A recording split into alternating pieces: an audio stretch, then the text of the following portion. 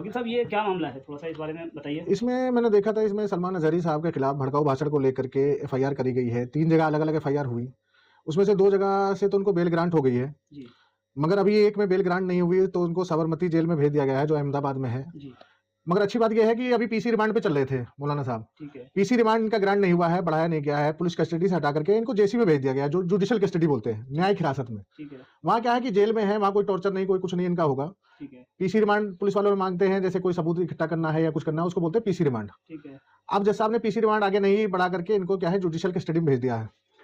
अच्छा, इनके खिलाफ इस एफआईआर में 2 सेक्शन है खाली, 153B और 505(2). अब इसमें मैक्सिमम पनिशमेंट की बात करें तो इसमें मैक्सिमम पनिशमेंट 3 इयर्स का है। ठीक है। अच्छा, अभी एक जजमेंट आया था Arnesh Kumar versus state of Bihar का, उसमें था कि अप टू 7 इयर्स, यानी जिसमें 7 साल तक की सजा है, उसको थाने से ही बेल आउट कर दिया जाए। अच्छा। तो अगर पुलिस चाहती तो उसका भी अरनेश कुमार का जो जजमेंट है, उसकी गाइडलाइंस है, उसको फॉलो करके इनको बेल आउट कर सकते थे। ठीक है। ठीक है। मगर कभी कभी क्या है कि पुलिस किसी के इशारे पे मान लो या जो भी है, ठीक है। इनको मतलब मकसद क्या है कि जिसने भी कंप्लेन करी है उसका मकसद है इनको टॉर्चर करना। बिल्कुल सही। जैसे हमारे वहाँ कहते हैं कानून क्या है, प्रोसेस इज पनिशमेंट, जो प्रक्रिया है यही पनिशमेंट है। आज यहाँ पेशी, कल वहाँ पेशी, कल वहाँ, परसों वहाँ, मतलब घूम घूम के कि आदमी। अच्छा, इन्होंने इनकी स्पीच मैंने सुनी, जब सुनने में आया कि हेट स्पीच में मौलाना साहब ने, तो मैंने कहा मैं भी देखता हूँ क्या हेट स्पीच है। तो उन्होंने उसमें वही बोला है कि अभी इनका कुत्तों का वक्त है, हमारा वक्त आएगा। तो स्पेसिफिक नाम किसी का नहीं लिया। फिर इनका एक क्लेरिफिकेशन भी मैंने देखा था, कोई यूट्यूब पे डाला था कि भाई फिलिस्तीन का और इजराइल का जो युद्ध चल रहा है, तो उसके रिगार्डिंग इन्होंने बोला कि भाई अभी कुत्तों का वक्त है और हमारा आएगा, हमारा दौर आएगा।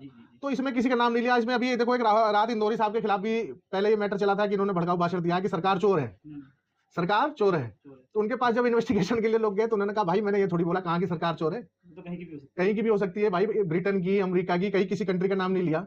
तो उसमें एक मजाकिया तौर पे बोला कि जो बताया गया कि पुलिस वालों ने कहा कि हमें नहीं पता कहाँ की सरकार चोर है, तो उनका मैटर रफा दफा हो गया। वैसे इसमें है कि किसी का नाम नहीं लिया गया है भाई। और बाकी रही उसकी इसी इनका जो केस स्ट्रॉन्ग था, इसीलिए जाते ही 2 केसों में बेल ग्रांट हो गई है और कल संडे है, पूरी उम्मीद है कि मंडे में इनकी बेल वहां से भी ग्रांट हो जाएगी। इसमें हजरत कितने % चांसेस हैं कि इनकी जो है मंडे को बेल हो जाएगी? 99% का 100% चांस है, क्योंकि कोई डायरेक्ट एलिगेशन नहीं है, कोई ऐसा ऑफेंस नहीं है, बस ये है कि बढ़ा चढ़ा करके पेश किया गया है। 100% बेल हो जाएगी, क्योंकि जो जज साहब हैं, जो भी हैं, अभी एक जज साहब थे इसमें वाई शर्मा जी, उन्होंने बेल ग्रांट करी।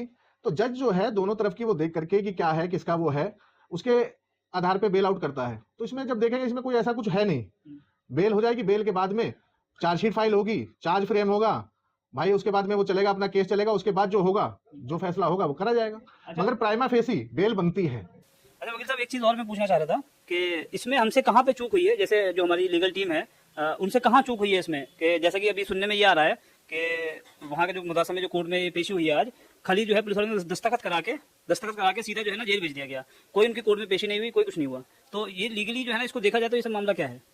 इसमें होता क्या है कि कभी कभी जैसे कि मजिस्ट्रेट साहब मान लिए छुट्टी पे है, लीव पे हैं, तो उसमें क्या करते हैं, ड्यूटी एमएम के पास पेश किया, या मोस्टली क्या होता है कि 4 बजे के बाद मजिस्ट्रेट उठ जाते हैं। ठीक है, तो उसमें क्या होता है, एक नॉर्मल सा प्रोसीजर है कि प्रोड्यूस किया, साइन कराया, 14 दिन की जैसी मांगता है आईओ, तो 14 दिन की जैसी ग्रांट हो जाती है। हर 14 दिन पे आईओ आता है, 14 दिन की जैसी, जब तक इनका चार्जशीट इनकी फाइल नहीं हो जाएगी वो बढ़वाता रहता है।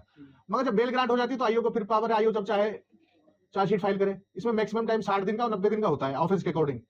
तो इसमें जो है जहां तक है कि मंडे में बेल ग्रांट हो जाएगी, और बेल ग्रांट होने के बाद ये बेल आउट हो जाएंगे, बाहर आ जाएंगे, बाकी अपने जो है प्रक्रिया चलती रहेगी। और इसमें बाकी जो है वो दुनिया को पता है, मगर कुछ यूट्यूबर्स जो है लाइक और वो पाने के लिए बढ़ा चढ़ा करके, कॉपी पेस्ट कर करके बात का बतंगड़ बना रहे हैं। मौलाना साहब की भी कोई सही बात नहीं है पब्लिक के सामने आज पा रही है, जिस वजह से ये बवाल खड़ा हो रहा है। ठीक है ना, तो लोगों से यही रिक्वेस्ट है कि बात का बतंगड़ ना बनाएं, जो रियल चीज है वो बताएं। बाकी हम लोगों को पूरा विश्वास है इंडियन जुडिशियल सिस्टम पे, जजों पे। भाई जो होगा इंसाफ होगा, जो है लॉ है सबके लिए बराबर है, कोई उसमें दिक्कत वाली बात नहीं है और ना कोई परेशानी की बात है।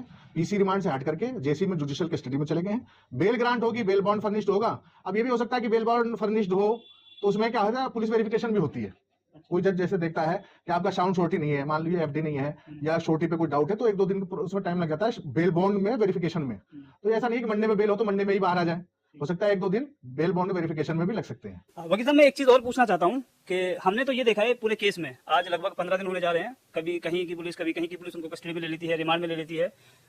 हमें जो समझ में आया वो ये कि उनको सिर्फ और सिर्फ परेशान किया जा रहा है और कुछ भी नहीं। क्या वकील साहब, इसमें जो है ऐसा नहीं हो सकता कि ये जितने भी मामले हैं, मतलब मुदासा ले लो आप, चाहे अहमदाबाद ले लो, चाहे राजस्थान ले लो, कहीं का भी केस है, ये सारे के सारे केस एक कोर्ट में आ सके? बिल्कुल हो सकता है। तो इसमें जो अलग अलग स्टेट में है, तो इसके लिए अलग अलग स्टेट के लिए क्या सुप्रीम कोर्ट में लगेगी पिटीशन लगा करके एक जगह के लिए वो करा जा सकता है कि एक ही जगह सुनवाई हो। जो है अलग अलग है, एक जगह क्लब करके एक जगह चले, ऐसा हो सकता है, पॉसिबल है, कोई बड़ी बात नहीं है। मैं वकील साहब से गुजारिश करूंगा कि अपनी तरफ से कुछ जो हमारे मुसलमान भाई सोशल मीडिया पे जो चीजें वायरल कर रहे हैं, मतलब कुछ नहीं है उनको, बस खाली लाइक और फॉलो के लिए, कुछ व्यूज के लिए ये जो चीजें फैला रहे हैं, उनके लिए जो है ना, मैं वकील साहब से पूछूं ये क्या कहना चाहेंगे, एक बार वकील साहब से पूछते हैं। और ये हिंदुस्तान में जो हमारे मुसलमान भाई हैं उनके लिए क्या सलाह देना चाहेंगे? मेरी यही सलाह है भाई कि मिलजुल के रहें। हर आदमी का ये कर्तव्य है कि एक दूसरे के धर्म का सम्मान करे। कोई ऐसा काम मत करो कि किसी की भी धार्मिक भावना आहत हो, चाहे हिंदू हो, चाहे मुस्लिम हो, चाहे क्रिश्चियन हो, चाहे सिख हो, चाहे जैन हो। सब एक दूसरे का धर्मों का आदर शुरू से करते आए हैं और करते रहेंगे। इसमें कुछ शरारती तत्व हैं जो एक दूसरे को भड़काने के लिए, पॉलिटिकल लाभ लेने के लिए, वोटर को एक तरफ एकजुट करने के लिए, ठीक है, कुछ दलाल टाइप के लोग हैं जो भड़काऊ भाषण देते हैं। अब इसमें होता क्या है, जो सत्ता पक्ष की तरफ से होता है वो साफ साफ बच जाता है। अभी बीच में भी हमने देखा बहुत से बड़ी बड़ी बातें सदन में कही गई, लोगों ने कही, ठीक है, एक पार्टिकुलर कमेंट्री को पूरा निशाने पे लिया गया।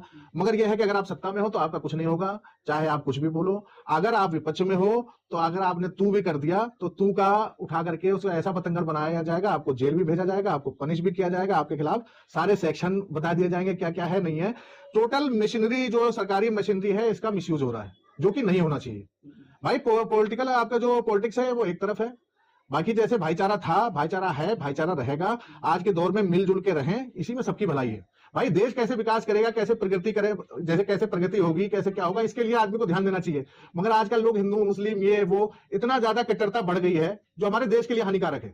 और इसका फायदा विदेशी ताकतें जो हैं, आतंकवादी जो हैं वो उठाते हैं कि भाई इनमें भाई भाई में फूट है, चलो हम चल के इसका फायदा उठाएं।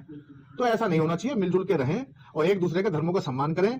और चाहे मौलाना हो, चाहे पंडित जी हो, चाहे कोई महात्मा हो, भाई कोई ऐसी बात ना बोले जिससे किसी के धर्म को चोट पहुंचे, किसी की भावना आहत हो। मेरा यही कहना है।